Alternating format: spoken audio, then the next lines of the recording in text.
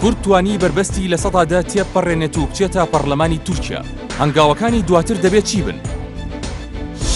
چ گۆڕانکاریەک بەسەر گوتاری کووردا هات لە باکوور؟